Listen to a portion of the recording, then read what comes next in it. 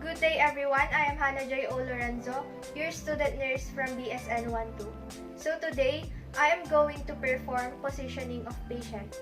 So first, gather all the equipments to be used. These include pillows, blanket, trochanter roll, and hand roll. So in this case, I just improvise a trochanter roll and hand roll because we are not in the hospital setting to have those equipments.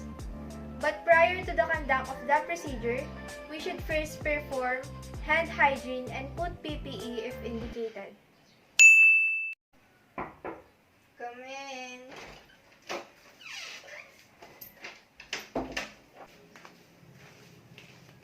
Good morning, ma'am. I am Hannah Joy O. Lorenzo, your student nurse, and I am here to assist you. How are you, ma'am? I'm fine. May I know your name, your age, and your birthday? My name is Adelaide. I'm 13 and my birthday is September 8, 2008. Okay.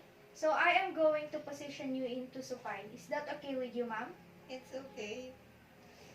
So after introducing yourself to the patient, we can now proceed in positioning her into supine.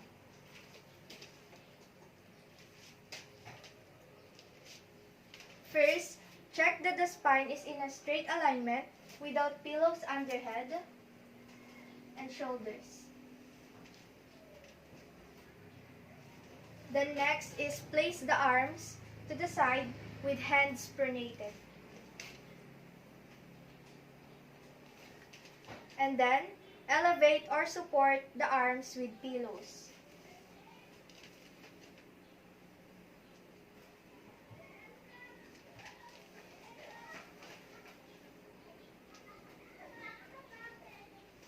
Then place a hand roll to maintain the hands in a functional position.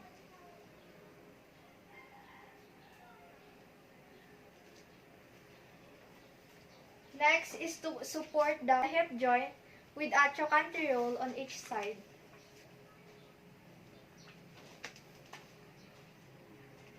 And then support the feet that the toes are pointing upward, anatomical position.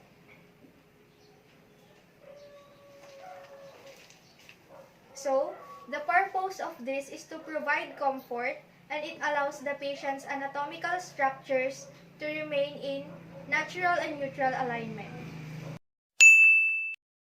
Moving closer to one side of the bed. Hello, ma'am. I am here again and I will move you closer to one side of the bed. Is that okay with you, ma'am? Yes, Okay, let's start. So first is slide the hands and the arms under the patient's head and shoulder. And then pull that section of the body towards the edge of the bed. Next is slide the hands and the arms down under the patient's hips. And then pull that section of the body towards the edge of the bed.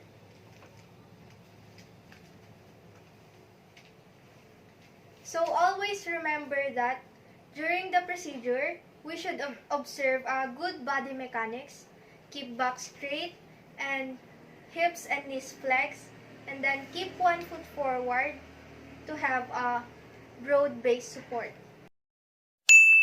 Hello, ma'am. I am here again and I am going to position you turning on bed back to side. Is that okay with you, ma'am? it's okay.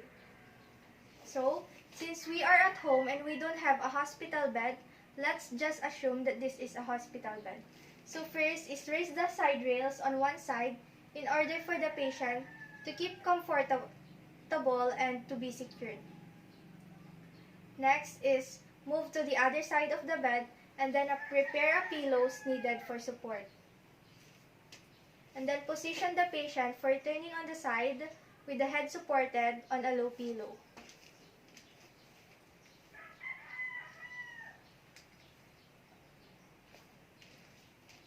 And then, cross the far ankle over the near ankle. Flexes the knee of far leg.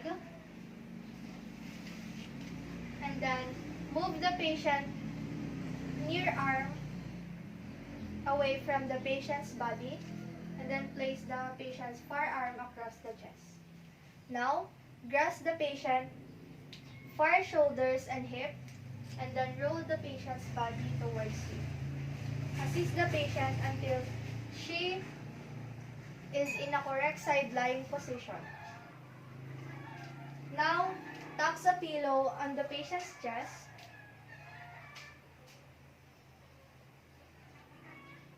And then flexes the underlying arm onto the pillow used for the head. Then flexes the top leg and bring it slightly forward. And then tucks a pillow under the top leg to keep the legs separated and to support the top leg. And lastly is to support the feet at right angles and to prevent plantar flexion and foot drops. And if needed, put a hand rolls at the patient's hands. Side lying or lateral position. So first is position the patient on the side with the head supported on a low pillow.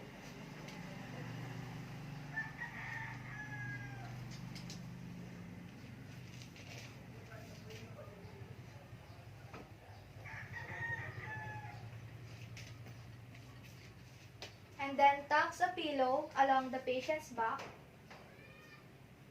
Then bring the underlying arm forward and flexes it onto the pillow used for the head. Next is bring the underlying arm forward and flexes it onto the pillow in front of the body. Then place hand rolls if needed.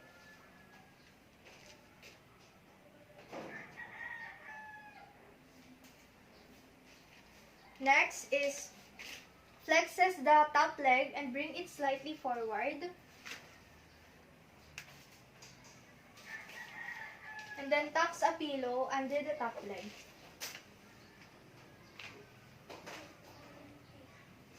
Then support the feet to prevent plantar flexion and foot drops.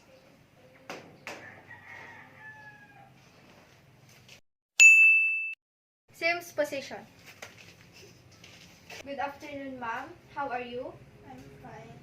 So today, I am going to position you into Sims position. So Sims position is usually used for examining rectals, treatments, and women vaginal wall prolapse. So first is position the patient on the side with the head supported by a pillow.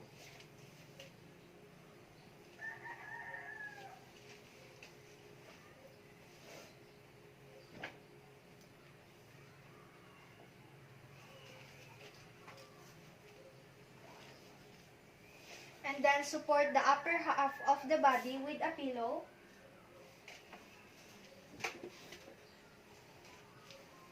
And place the upper arm and legs over it.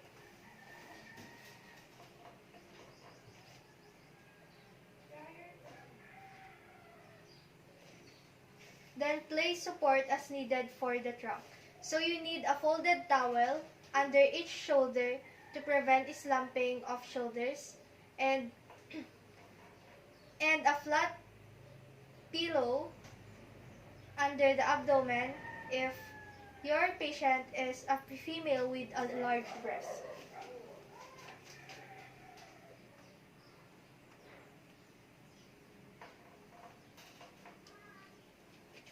Next is position the arms in a comfortable position on the side or flex at elbow with hands near the head. And then place hand rolls if needed.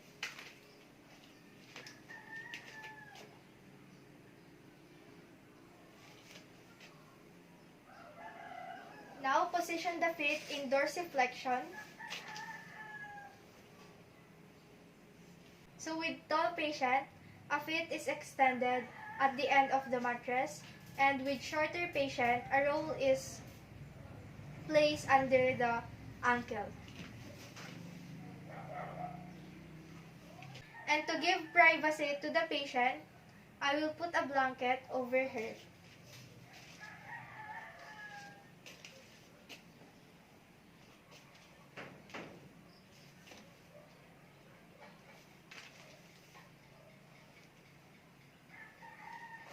and that's the Sims position. The rationale of this is to promote comfort by preventing nerve damage and by preventing unnecessary extension or rotation of the body, also to maintain patient dignity and privacy, and allows maximum visibility and access.